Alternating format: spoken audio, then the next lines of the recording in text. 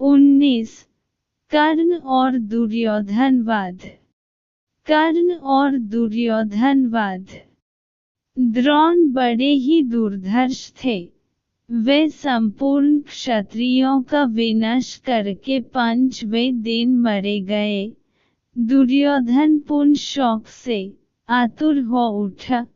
उस समय कर्ण उसकी सेना का कर्णधार हुआ। पांडव सेना का आधिपत्य अर्जुन को मिला। कर्ण और अर्जुन में भांति भांति के अस्त्र शस्त्रों की मरकट से युक्त महाभयानक युद्ध हुआ, जो देवासुर संग्राम को भी मात करने वाला था।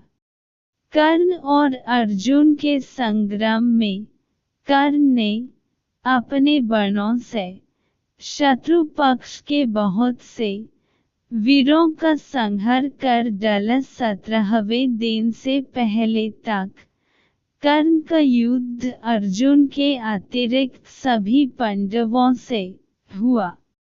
उसने महाबली भीम सहित इन पांडवों को एक पर एक रण में परास्त भी किया था, पर माता कुंती को दिए वचनानुसार उसने किसी भी पांडव की हत्या नहीं की। 17वें दिन के युद्ध में आखिरकार वह घड़ी आ ही गई जब कर्ण और अर्जुन आमने सामने आ गए। इस शानदार संग्राम में दोनों ही बराबर थे।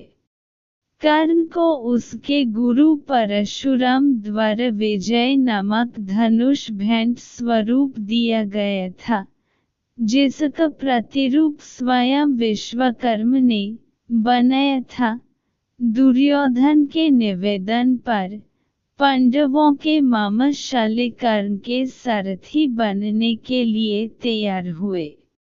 दरअसल अर्जुन के सारथी स्वयं श्री कृष्ण थे और कर्ण किसी भी मामले में अर्जुन से कम न हो, इसके लिए शाली से सारथी बनने का निवेदन किया गया, क्योंकि उनके अंदर वे सभी गुण थे जो एक योग्य सारथी में होने चाहिए।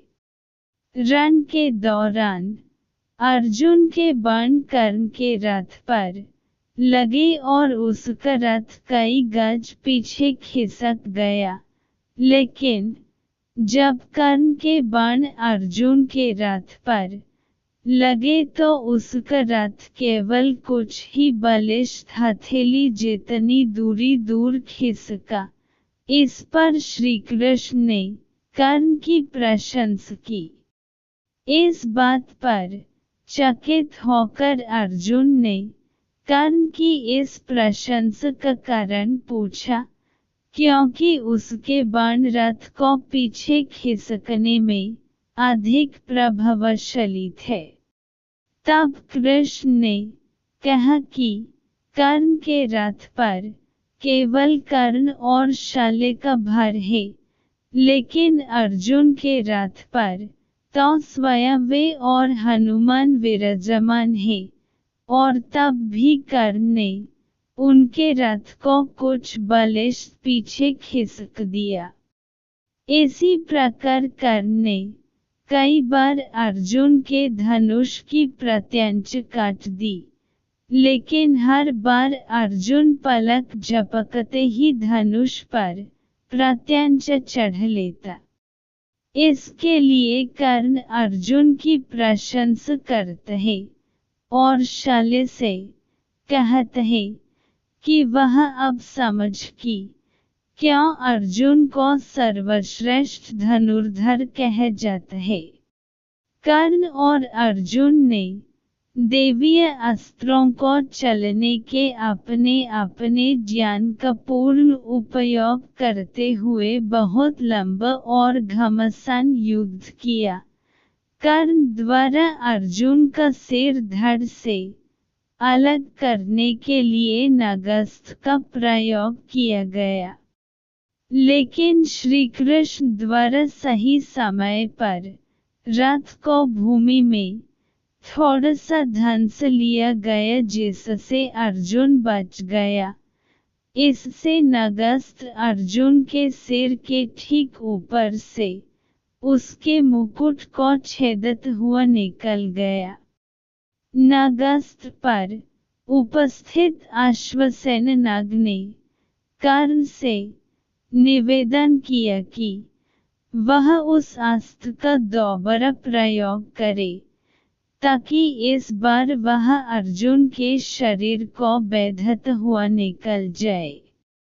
लेकिन कर्ण माता कुंती को दिए वचन का पालन करते हुए उस अस्त्र के पुनः प्रयोग से मना कर देते हैं। धरती में धन से अपने रथ के पहिए को निकलत कर्ण। यद्यपि युद्ध गतिरोधपूर्ण हो रहा था, लेकिन कर्ण तब उलझ गए जब उसके रथ का एक पहिया धरती में धंस गया। धरती माता के श्राप के कारण वह अपने को देवीय अस्त्रों के प्रयोग में भी असमर्थ पाता है, जैसे कि उसके गुरु परशुराम का श्राप था।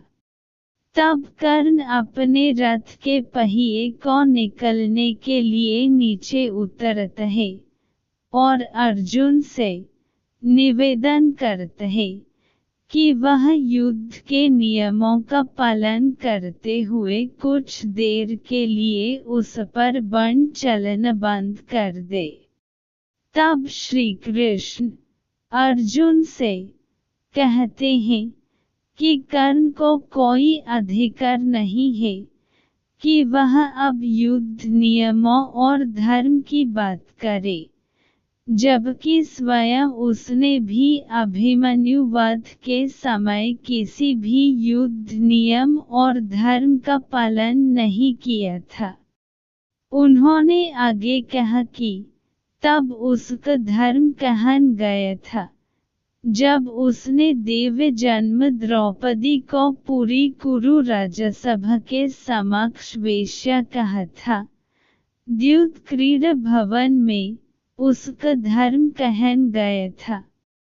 इसलिए अब उसे कोई अधिकार नहीं कि वह किसी धर्म या युद्ध नियम की बात करे। और उन्होंने अर्जुन से कहा कि अभी कर्ण असहाय है, ब्राह्मण का श्राप फलीभूत हुआ, इसलिए वह उसका वध करे। श्री कृष्ण कहते हैं कि यदि अर्जुन ने इस निर्णायक मोड़ पर अभी कर्ण को नहीं मारा तो संभवतः पांडव उसे कभी भी नहीं मार सकेंगे और यह युद्ध कभी भी नहीं जीता जा सकेगा। तब अर्जुन ने एक देवीय अस्त्र का उपयोग करते हुए कर्ण का सिर धड़ से अलग कर दिया। कर्ण के शरीर के भूमि पर गिरने के बाद एक ज्योति कर्ण के शरीर से निकली और सूर्य में समाहित हो गई।